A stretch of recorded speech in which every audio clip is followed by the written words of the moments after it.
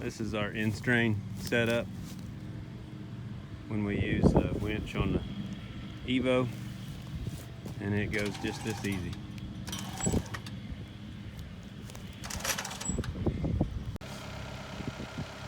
You know, we've got skipped the boring part there, tying it off, but we've over tensioned just a little bit past where we want it, and then all we're going to do is slack the winch cable, and that little dab of slack will get absorbed back up into the fence line, and that's why we over tensioned just by an inch or so. All done.